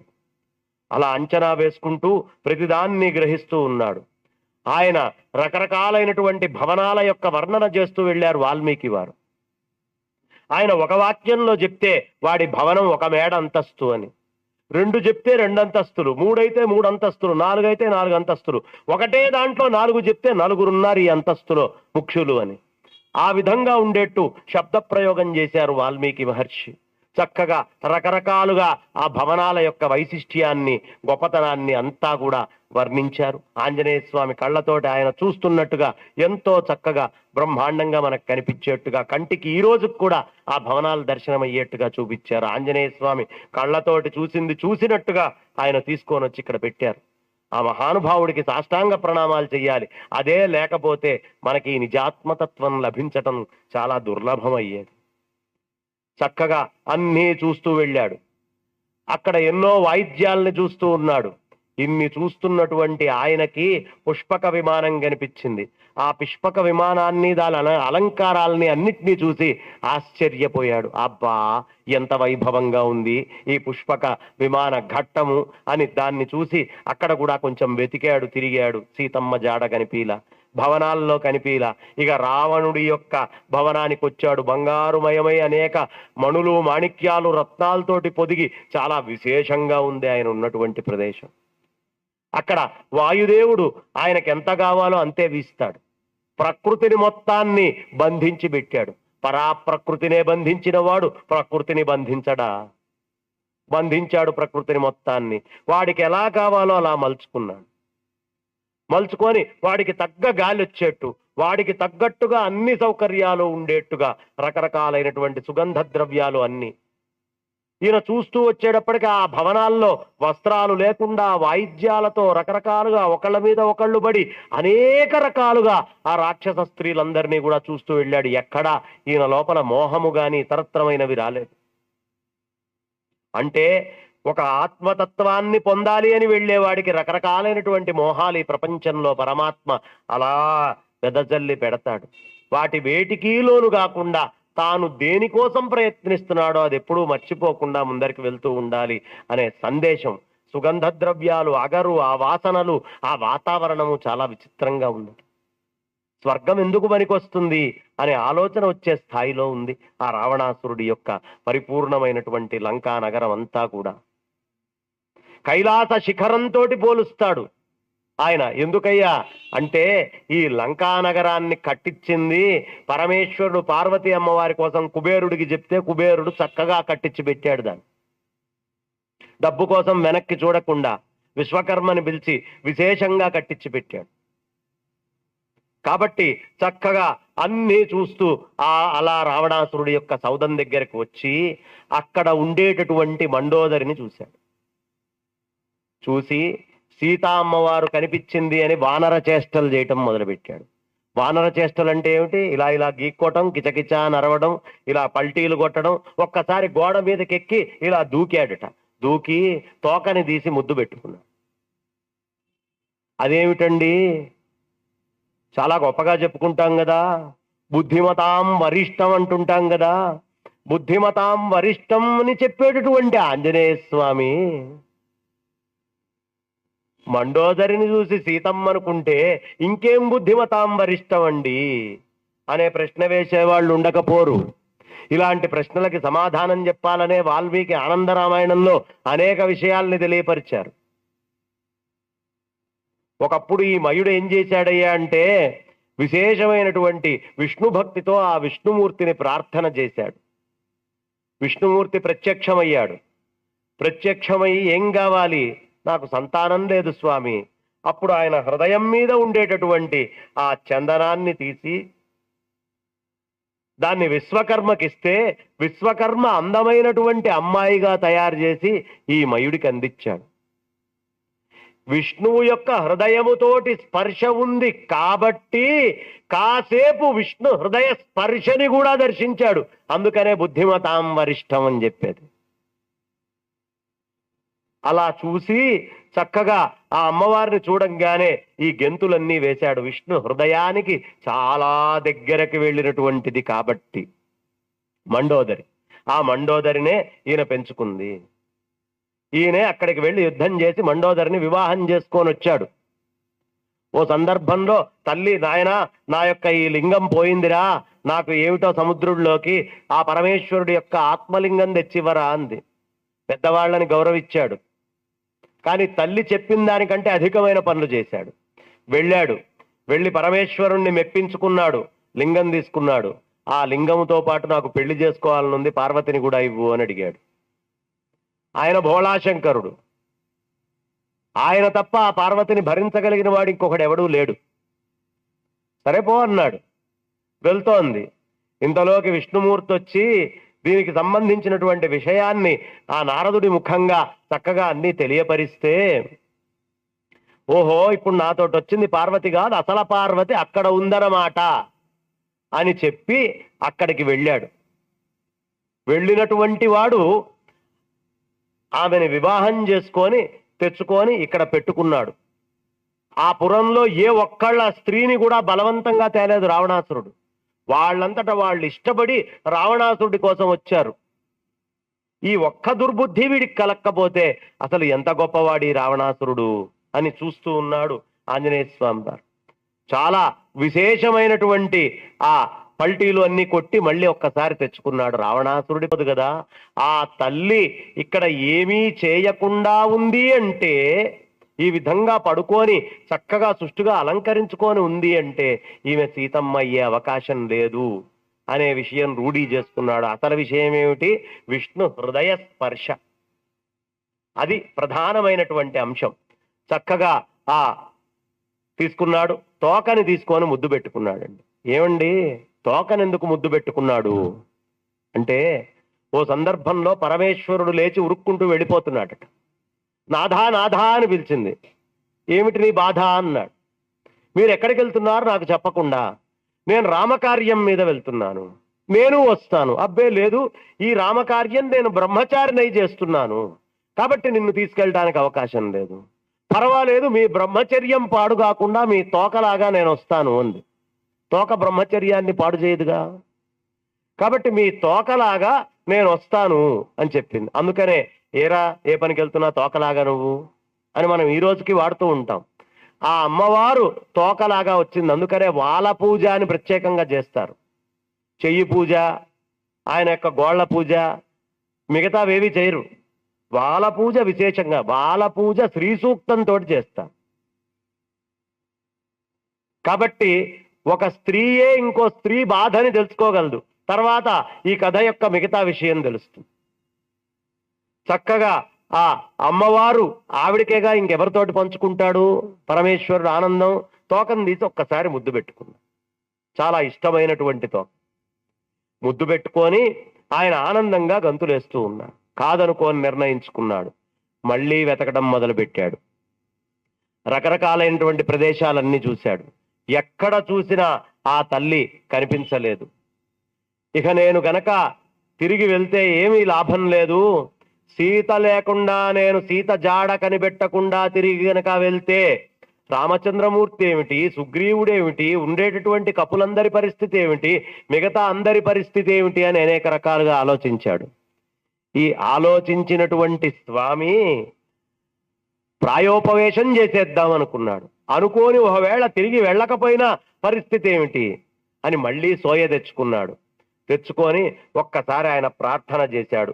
నమోస్తు రామాయ సలక్ష్మణాయ దేవ్యై చ తస్మై జనకాత్మజాయై నమోస్తు రుద్రేంద్ర యమానిలేభ్యః నమోస్తు చంద్రార్కమరుద్గణేభ్యః. ఏ కార్యక్రమం మీద వెళ్ళినా ఇది చెప్పుకొని వెళ్తే దిగ్విజయం అవుతుంది. వెంటనే అతనికి ఓ జాడ తెలిసింది, అశోకవనానికి వెళ్ళాలి అని. విభీషణుడి యొక్క సౌదాన్ని కూడా చూశాడు. ఆ ఒక్కచోటే రామనామ సంకీర్తన జరుగుతోంది, మిగతా ఎక్కడా జరగట్లేదు. ఆలోచించాడు. మెల్లిగా అశోకవనం వైపు ప్రయాణం చేశాడు. ఆ అశోకవనం వైపు అన్నీ తిరిగి చుట్టుముట్టి చూస్తున్నాడు. ఎక్కడైనా సీత కనిపిస్తుందా, ఆ తల్లి జాడ కనిపిస్తుందా అని వెతుకుతూ ఉంటే ఆ ఒక సింషుపా వృక్షం కింద ఆ తల్లి కనిపించింది. ఎలా ఉందయ్యా ఆ తల్లి పరిస్థితి? చాలా దిగాలుగా దీనంగా ఉంది. ఆహారాదులు లేకుండా చాలా కృషించిపోయి ఉంది. శక్తిని శక్తిహీనం చేశాడు. కానీ ఒక్కసారి రామచంద్రమూర్తి స్పర్శ, ఆ శబ్దము, ఆ మాట వింటేనే శక్తికి కూడా మొత్తం శక్తి వస్తుంది. చక్కగా అక్కడ కూర్చోన్నటువంటి ఆవిడ్ని చూశారు. రాక్షసులు చుట్టుముట్టారు. రావణాసురుడు వచ్చాడు. ఈ రావణాసురుడు రకరకాలైనటువంటి ప్రలోభాలకి గురి చేయటం మొదలుపెట్టాడు. సీతామ్మవారు ఒక్కసారి ఒక గరిక తీసుకొని గడ్డి పోచను అలా పెట్టి, ఈ గడ్డి పోచతో నువ్వు సమానం రా అని రకరకాలైనటువంటి వ్యాఖ్యానాలు చాలా విశేషంగా ఉంటాయి. ఆ వ్యాఖ్యానం ఒక్కటి చెప్పుకున్నా ఈరోజు గంటసేపు చెప్పుకోవచ్చు. అలా గడ్డి పోచని తీసి ఆ పోచని పెట్టి ఆ పోచతోటి మాట్లాడుతోంది, నువ్వు దీంతో సమానం రా నాకు అని. కారణము అందుకే త్యాగరాయస్వామి వారు సీతమ్మని చెట్టబట్టగా మహారాజు, జానకిని చెట్టబట్టగా మహారాజు అయితివి రామ, లేకపోతే ఏముందయ్యా దామోదరుడివి. ఆ సీతా అమ్మవారే గనక ఈ గడ్డిపోచని కాకుండా ఒక్కసారి గట్టిగా రావణాసురుణ్ణి చూసి వీడు నాశనంగాననుకుంటే తక్షణమే వాడు భస్మమయ్యి ఉండేవాడు. నీకు ఈ కీర్తి ఉందా, నీకు ఈ చరిత్ర ఉందా, నీకు ఈ గొప్పతనం ఉందా? ఆ తల్లి ఆనాడు సహనంతో చక్కగా ఉండి క్షమాని పెట్టి ఆవిడ వాడిని కోపంగా చూడలేదు కాబట్టి గదయ్యా. అందుకే సీతాయా చరితం మహత్. సీతామ్మవారి చరిత్ర అంత గొప్పది. చక్కగా ఈ రావణాసురుడు కొంత గడువు పెట్టాడు, 2 నెలలు పో చూసుకోమ్మా అని చెప్పాడు. వెంటనే వెళ్ళిపోయాడు. ఇక సీతా అమ్మవారు బాధ తట్టుకోలేక చాలా పెద్ద కుర్రలతోటి ఉంటే ఆ కుర్రలతోటే తాను ఒక్కసారి ఉరి వేసుకుందాము అనుకుంది చెట్టుకి. ఇంతలోకి రాజా దశరథో నామ అని వెనకాల నుంచి శబ్దం వినిపించింది. ఎవడ్రా ఇంత అడవిలో ఇంత దారుణంగా చుట్టుపక్కల రాక్షసుల మధ్యలో మా మామగారి పేరు చెప్తాడు అని ఆ ఉరేసుకుండేటువంటి ఆవిడ ఒక్క క్షణం ఆగింది. అందుకే ఎక్కడ ఎలా మాట్లాడాలో ఆంజనేయ స్వామి వారిని తెలుసుకోవాలి. అంత ప్రయత్నంలో ఉన్నటువంటి ఆవిడ్ని ఆపగలిగాడు ఒక్క మాటతో. మామగారు భర్త పేరు చెప్పేటప్పటికి ఆగిపోయింది. ఇది కూడా రాక్షస మాయా అనుకుంది. ఇంతలో సమయం చూసుకొని ఆంజనేయ స్వామి ముందరికి వచ్చాడు. రామచంద్రమూర్తి యొక్క ఆశీర్వచనం అంటే ఏమిటండి? ఆయన చేతి యొక్క స్పర్శ తగిలినటువంటి ముద్రికే. అది వచ్చిన నాడే సీతమ్మ జాడ దొరుకుతుంది ఆంజనేయ స్వామికే అని ఆ ఆశీర్వచనంతోటే పంపించాడు. ఆ ముద్రికని తీసుకొని అమ్మవారికి ఇచ్చి ఆ అమ్మవారికి అనేకమైనటువంటి ఘట్టాలు చర్చ చేశాడు. అప్పుడు ఆవిడికి నమ్మకం కుదిరింది, ఇది రాక్షసమాయ కాదు. అమ్మవారికి రామనామముతో కూడినటువంటి ముద్రిక దొరికితే అమ్మవారికి కూడా రాక్షసమాయ కాదు అనే విషయం తెలియపరిచింది. కాబట్టి రామనామము యొక్క వైభవాన్ని ఇంత తెలియపరిచింది కాబట్టి ఇది సుందరకాండ. ఎందుకయ్యా సుందరకాండ? ఒక్క అంగుళీయకం చక్కగా తీసుకొని వెళ్ళి ఇచ్చేటప్పటికి అంగుళీయకాన్ని చూసినంత మాత్రాన, రామనామాన్ని విన్నంత మాత్రాన రాక్షసమాయ కాకుండా ఆ దైవీ శక్తి ఇక్కడికి వచ్చింది అనే సుందర తత్వాన్ని తెలుసుకుంది కాబట్టి ఇది సుందరకాండ. చక్కగా ఆ అమ్మవారు దాన్ని తీసుకున్న తర్వాత, అమ్మ బాగుంది, మరి మిగతా విషయాలు ఏం చేయమంటావు అంటే, ఈమె గుర్తుగా చూడామణి తీసిచ్చింది. చూడామణితో పాటు ఆ కాకాసురుడి యొక్క కథ, మిగతా బొట్టు పెట్టినటువంటి కథ, ఇలాంటివన్నీ కూడా చక్కగా ఆవిడ తెలియపరిచింది. ఈ విషయాలన్నీ తీసుకున్నాడు. అమ్మవారి యొక్క ఆజ్ఞ తీసుకున్నాడు. ఇక ఇక్కడతోటి ఆగితే సరిపోదు అని చెప్పి మెల్లిగా అశోకవనంలో ఉండేటటువంటి పండ్లు అన్నిటినీ ఒక్కొక్క దాన్ని పీకటం, చెట్లను ఇటు పీకటం అటు పడేయటం ఆరంభించాడు. కాపలా కాసేవాళ్ళందరూ వచ్చారు. ఏమిట్రా చేస్తున్నావు? ఇదే నువ్వు చేసే పని? మేము ఇక్కడ కాపలా వాళ్ళం అని చెప్పారు. మీరు కాపలా వాళ్ళ? దేనికి కాపలా? నేను ఒక వానరాన్ని. మా ప్రకృతిలోనే మాకు ఇలా తింటం తీసుకోవడం అనేది స్వభావ సిద్ధంగా మాకుంటుందిరా. కాబట్టి మీ కాపలాలకి భయపడాల్సినటువంటి పని నాకు లేదు. మీ రాజుగారి యొక్క ఆలోచనలకి బద్ధుణ్ణి కావాల్సిన పని కూడా నాకు లేదు అని చెప్పి ఒక్కొక్క పండుని ఆయన చక్కగా తీసుకొని అలా తింటూ, విసిరేస్తూ, చెట్లను పడేస్తూ వనాన్ని బీభత్సం చేస్తున్నాడు. వచ్చారు వాడిని పట్టుకుందామని. ఒక్కసారి ఆంజనేయ స్వామి వారు కొడితే వచ్చినటువంటి సైన్యంలో 75% చచ్చిపోయారట. 25% మిగిలారు. వీళ్ళందరూ ఉరుక్కుంటూ రావణాసురుడి దగ్గరికి వెళ్ళారు.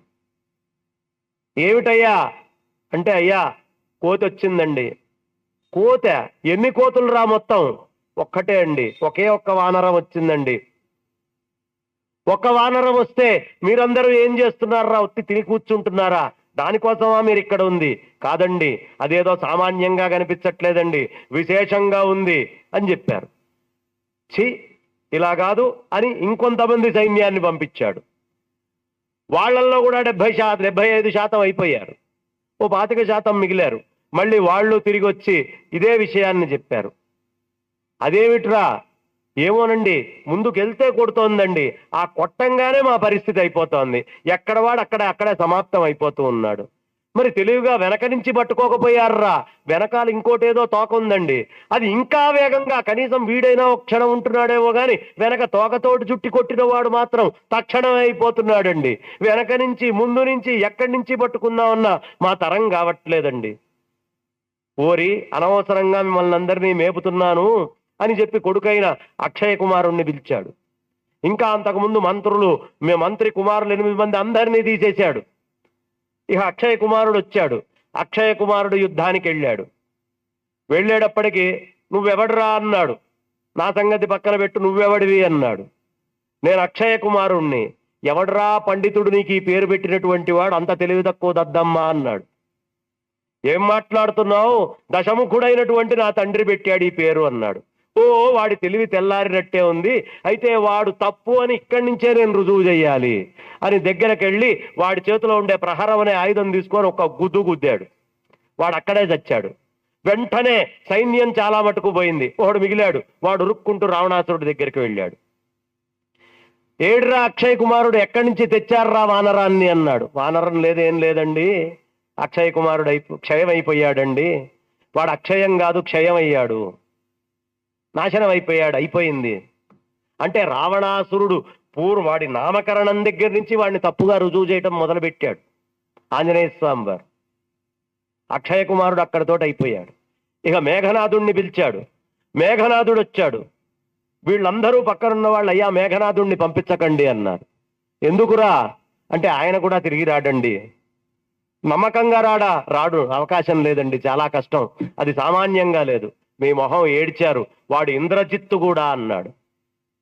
అయ్యా, ఈయన ఇంద్రజిత్ అండి, మాకు తెలుసు. ఆయన ఇంద్రియజిత్ అండి, సామాన్యుడు కాదు. అన్ని ఇంద్రియాలని జయించిన వాడు తప్ప సామాన్యుడెవడు కొట్టలేనటువంటి సైన్యాన్ని మొత్తాన్ని కొట్టిపారేశాడండి. అందుకనే మనం చెప్పుకుంటాం, జితేంద్రియం బుద్ధిమతాం వరిష్టం వాతాత్మజం వానరయూధ ముఖ్యం. వీడు ఇంద్రజిత్తేనండి, వాడు ఇంద్రియజిత్ అండి, కాబట్టి పంపించకండి.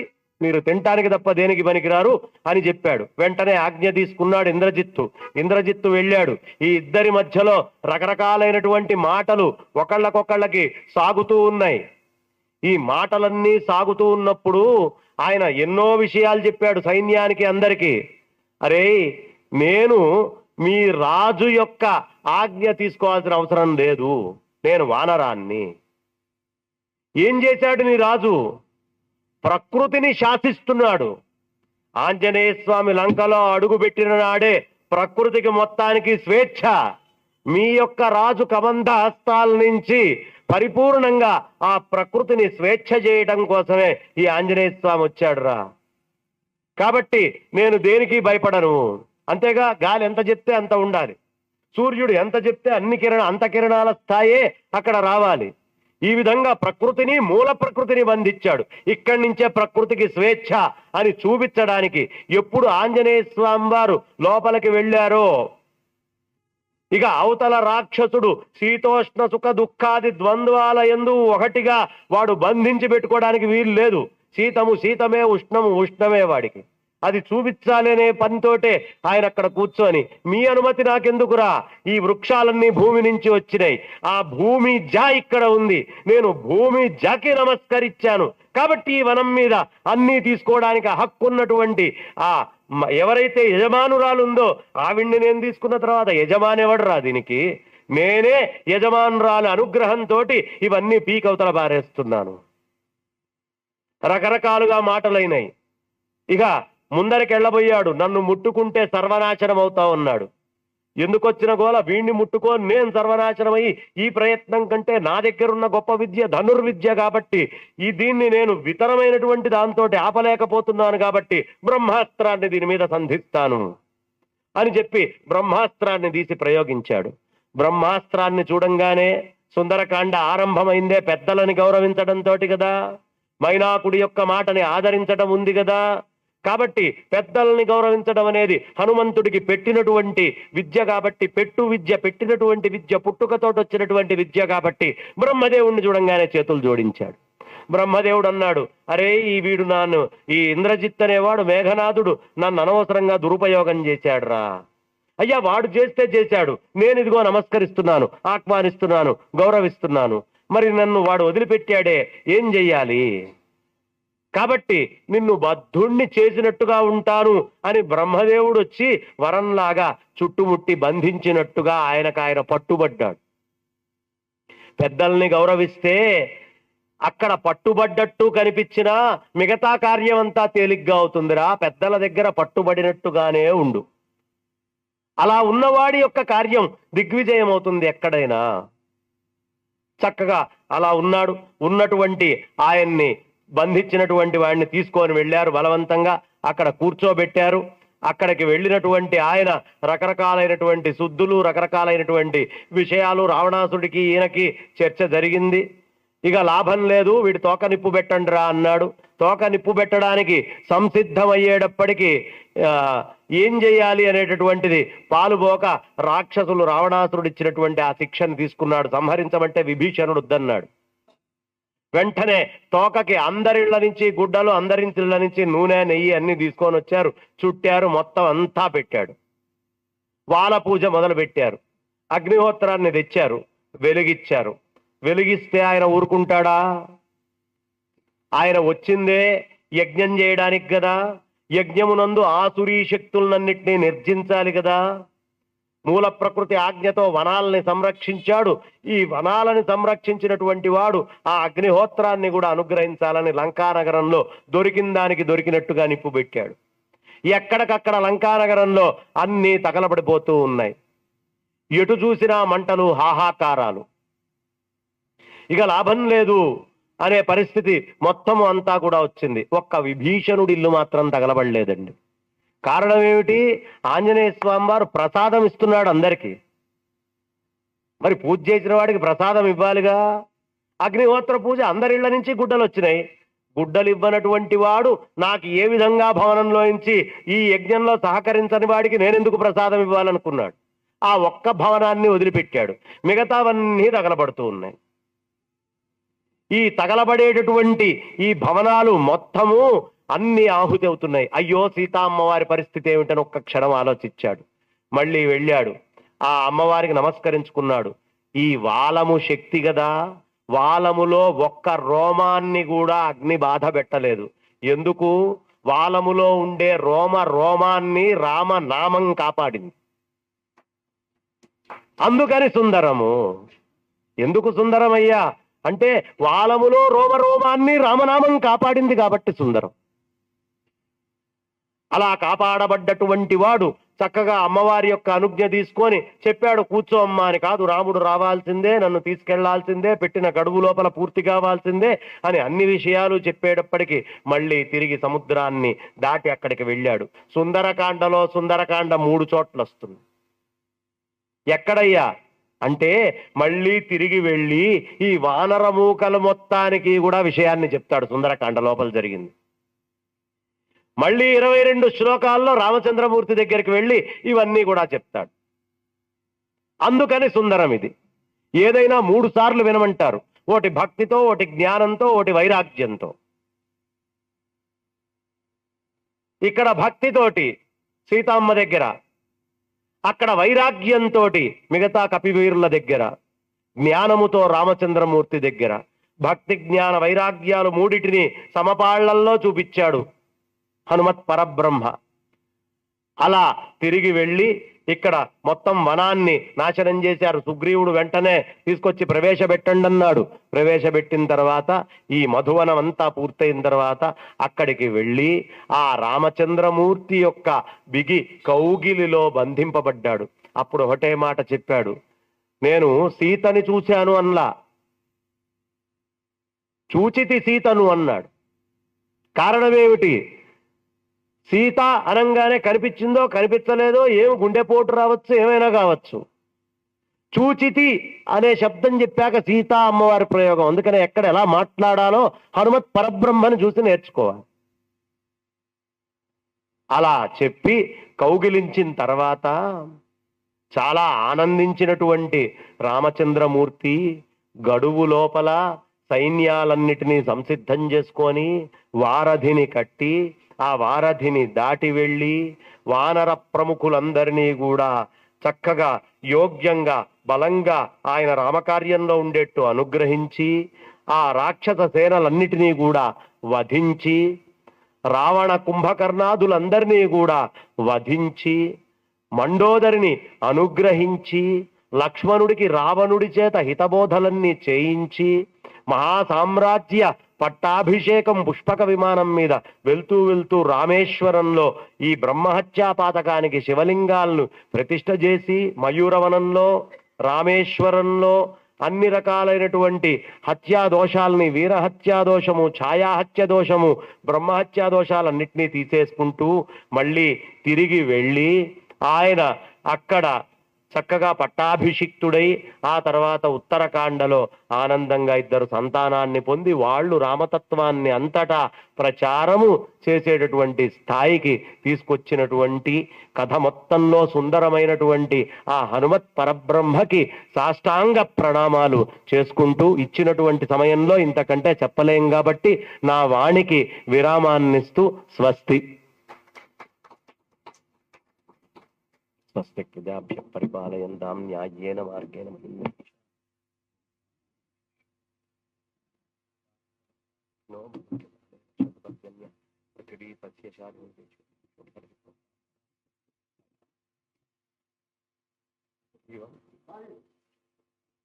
అపుత్ర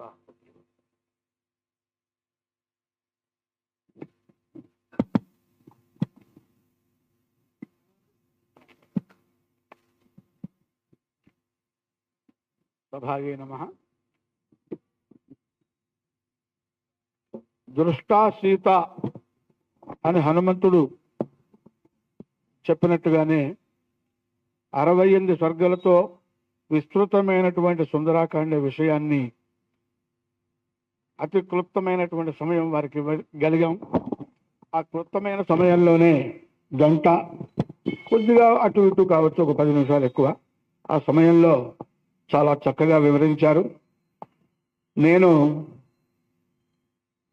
సుందరకాండలోని సౌందర్యం చెప్పండి అని మాత్రమే అడగగలిగాను. వారి ఉపన్యాసం అన్న తర్వాత నాకు అనిపిస్తున్నది ఇంకా సుందరకాండలో ఉన్నటువంటి విషయాలు యోగము, భక్తి, జ్ఞానము, వైరాగ్యము ఇటువంటి విషయాలను కూడా అడిగి ఉంటే అవన్నీ కూడా ఇంకా విస్తృతంగా చెప్పేవారేమో అని నేను అనుకుంటూ ఉన్నాను. అందువల్ల అద్భుతంగా చెప్పినందుకు గాను వారికి ధన్యవాదాలు తెలుపుకుంటూ, మరి పిలవంగానే అమూల్యమైన సమయాన్ని, వారి యొక్క అమూల్యమైన సమయాన్ని మనకి కేటాయించి వచ్చి అత్యద్భుతంగా ప్రసంగించినందుకు, సుందరాకాండలోని సౌందర్యాన్ని, అనేక విషయాలని, మరి కథాభాగంలో కూడా ఏమాత్రము బీరిపోకుండా అంతటినీ కూడా మనకు అందించినట్టు సుందరంగా అందించారు. సుందరాకాండలోని సౌందర్యాన్ని ఇంత సుందరంగా నేను ఎప్పుడు అంతకు ముందు వినలేదు అని మరి నా అభిప్రాయాన్ని సభాముఖంగా తెలుపుతూ ఉన్నాను. ఇంకా వారు చెప్పింది విషయం మీద విశ్లేషణ చేసి లేకపోతే దాని గురించి మరలా పునః స్మరించుకోవాలి అంటే చాలా రోజులు, కొన్ని రోజులు పడుతుంది. కాబట్టి మీరందరూ విన్నారు కనుక మరి మళ్ళీ చరవణం కాకుండా ఉండాలని, చరవణం కాదు, సుందరాకాండ రామాయణ మహామాల రత్నం వందే అనిలాత్మజం అని మనం అందరం కూడా స్తోత్రం చేస్తాం. రామాయణ అంతా కూడా పెద్ద మహామాల లాంటిదైతే అందులో ఆ రామాయణంలోని పాత్రలు అన్ని కూర్చి పెద్ద అటు గొప్ప మాల చేసినట్లయితే ఆ మాలలో తొలికి పూస లాంటి వాడు ఆంజనేయ స్వామి అని వారిని మనం స్తోత్రం చేస్తున్నాం. అలాగనే రామాయణంలోని 7 కాండలను గుచ్చి గనక ఒక మాల చేసినట్లయితే సుందరాకాండ అనేటువంటిది అందులో ఆ లాకెట్ రూపంలో ప్రధానమైన స్థానాన్ని అలంకరిస్తుంది. అటువంటి విషయాలని, అందుకనే ఇంకొక విషయం చెప్తాను, ఆలస్యం అవుతుందని నన్ను క్షమించాలి. ఒక బ్రహ్మచారి గురించి ఇందులో నా భావాన్ని అర్థం చేసుకోండి. ఒక బ్రహ్మచారి గురించి ఒక బ్రహ్మచారి వర్ణించగలడు అని వారికి ఈ విషయాన్ని ఇవ్వటం జరిగింది. దీని తాత్పర్యంలో ఇట్లా అంటంలో ఈ వాక్యం యొక్క నా తాత్పర్యం ఏంటంటే, ఒక బ్రహ్మవేత్త గురించి ఒక బ్రహ్మవేత్త మాత్రమే చెప్పగలడు అని కూడా నా అభిప్రాయంగా, కొంచెం చమత్కారంగా ఉండాలని ఒక బ్రహ్మచారి గురించి మరొక బ్రహ్మచారి చెప్పగలడు అని చెప్పాను. కానీ దాని వెనకాల ఉన్న విషయం ఏంటంటే, ఒక బ్రహ్మవేత్త గురించి ఒక బ్రహ్మవేత్త చెప్పగలడు అని. సో బ్రహ్మచారి అనే పదమే బ్రహ్మని చరతీతి బ్రహ్మచారి, బ్రహ్మజ్ఞానం కలిగినటువంటి వాడు అనేటువంటి విషయం మనకి తెలియపరుస్తున్నది. కనుక మరి ఇటువంటి అవకాశం, ఇటువంటి ప్రవచన సప్తాహం జరుపుకోవడానికి అడిగిన వెంటనే మన శంకరమఠం, మరి అలకాపురి శాఖ శృంగేరి దక్షిణాంనాయ శారదాపీఠం శృంగేరి శంకరమఠం వేదికని మనకి ఇచ్చినందుకు గాను ధర్మాధికారి క్రొవ్వేడి వెంకట శ్రీనివాసరావు గారికి ధన్యవాదాలు, కృతజ్ఞతలు తెలియపరుచుకుంటూ, ఈ 3 రోజులు రామాయణంలోని విషయాలని, ముఖ్యమైన ఘట్టాలని మనం స్మరించుకున్నాం. రేపు ఎల్లుండి శని ఆదివారాలు ఇక్కడ దీపోత్సవం ఇత్యాది కార్యక్రమాలు ఉన్నాయి కనుక రేపు ఎల్లుండి శని ఆదివారాలు ప్రవచనం ఉండదు.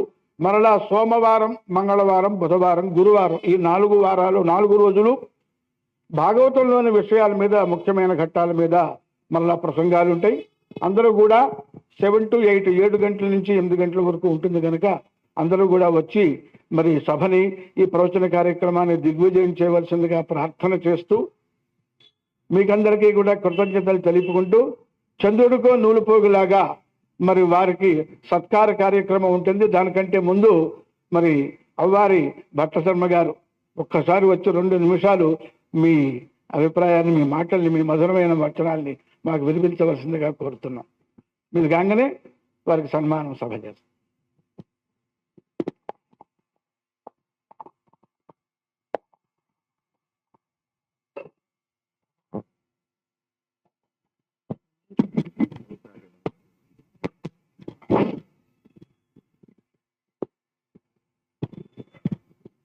నమస్తభాయి సాధ్యక్షాయి.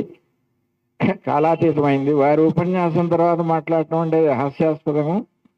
ఎందుకంటే కిష్కింధకాండలో ఒక మాట ఉంటుంది, నూనం వ్యాకరణం కృత్స్నం అనేన బహుధాశ్రుతం బహువ్యాహరతానేన నకించి తపసిద్ధితం అని. రాముడికి హనుమంతుడికి మొట్టమొదటిసారి పరిచయం అక్కడే ఏర్పడుతుంది. రాముడి హనుమంతుడు వచ్చి చూచిన తరువాత కొన్ని మాటలు మాట్లాడంగానే రాముడు అంటాడు, నూనం వ్యాకరణం కృత్స్నం అనేన బహుధాశ్రుతం బహువ్యాహరతానేన నకించి తపశబ్దితం అని లక్ష్మణుడితో అంటాడు. అంటే అట్లా ఉంటుంది వీరి ఉపన్యాసం. అంటే దాని అర్థం ఏంటంటే, ఈయన ఎంతసేపు మాట్లాడినా తప్పు మాట్లాడాడు అని దాని అర్థం అనుకోండి. అయితే ఈ సుందరకాండలో విశేషాంశాలు చాలా ఉన్నప్పటికీ సీతాదేవి మాత హనుమంతుడు పుత్రుడు అనేటువంటిది నిరూపించబడ్డది. దాని గురించి ఒక్క మాట చెప్పి ముగిస్తాను. ఆయనకు సీతాదేవి ఎలా ఉంటుందో తెలియదు, నిజానికి ఆయన చూడలేదు. ఆయన్ని వెతకడానికి పంపించారు. వెతుకుతూ ఒక మాట అంటాడు, తదున్నసం పాండురదంతం అవ్రణం శుచిస్మితం పద్మ పలాశలోచనం ద్రక్షే తదార్యావదనం కదాన్వహం ప్రసన్న తారాధిప తుల్య దర్శనం. ఏమి రచనండి వాల్మీకిది. ఆమె ఎలా ఉంటుందో ఆయనకు నిజానికి తెలియదు, కానీ ఆయన ఊహించి తన తల్లి ఎలా ఉంటుందో చెబుతున్నాడు. తదున్నసం పాండురదంతం అవ్రణం. ఆమె పళ్ళు ఎత్తుగా ఉంటాయిట. ఉన్నసం అంటే ఎత్తుగా ఉంటాయి, తెల్లగా ఉంటాయిట. అవ్రణం ఎక్కడా చెక్కు చెదరకుండా ఉంటాయిట.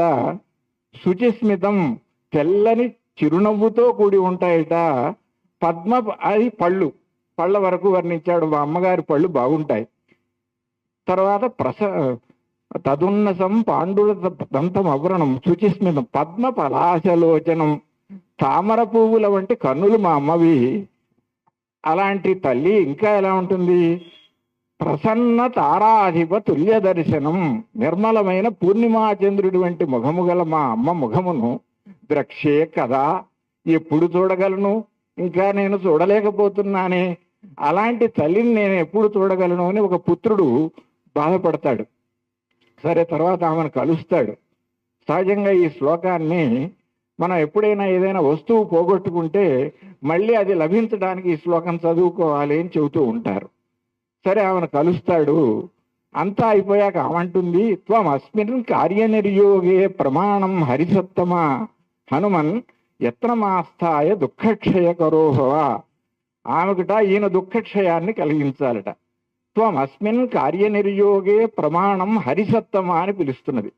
ఓ వానర శ్రేష్టమా, నువ్వు మాత్రమే ఈ కార్యాన్ని నిర్వహించగలవయ్యా, నా భర్తను నన్ను కలపగలవు. త్వమస్మిన్ కార్యనిర్యోగే ప్రమాణం హరిసత్తమా హనుమన్ యత్నమాస్థాయ, ఎలాగైనా చేసి దుఃఖక్షయ కరోభవ, నా యొక్క దుఃఖమును పోగొట్టుగలవాడు నువ్వు కాగలవు, ఈమె చేసుకోలేదా, ఆయన్ను అడుగుతోంది అని చెప్పి అన్న తరువాత ఇంకొకటి మాతాపుత్ర ప్రేమ చూడండి ఎలాంటిదో. సీతాదేవికి హనుమంతుడి మీద ఎవరో పైన చేరుతూ ఇందాక వచ్చినట్టు అక్కడ ఉన్నటువంటి రాక్షసులందరూ చెప్పుకుంటూ ఉంటారు, ఇందాక వచ్చిన కోతి కాల్చేసేట, ఆయనంతా లంకా దహనం అయిపోయిందిట, ఆయన కూడా చనిపోయి ఉంటాడట అనుకుంటే అంటుంది, యజ్జస్తి పతి శుశ్రూష యజ్జస్తి చరితం మనః ఇది చాశ్చేకపత్నీత్వం సీతోభవ హనుమత అంటుంది.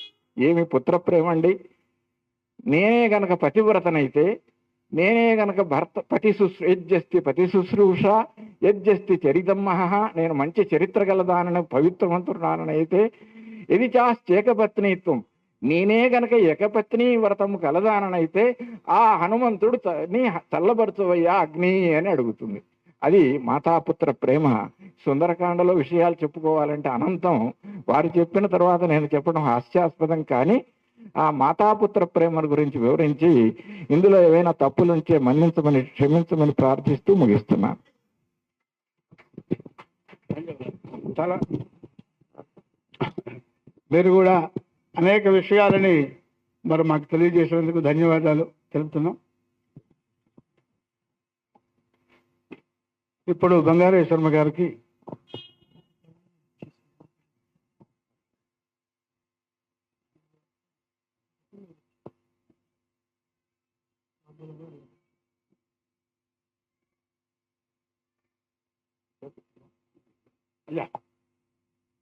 చంద్రుడికి నూలు పోగులాగా సన్మానం చేయటం, అది మా చిరు సన్మానాన్ని స్వీకరించవలసిందిగా కోరుతున్నాం. శ్రీనివాస్ గారు వారిని దుస్సాలువతో సత్కరిస్తారు. నేను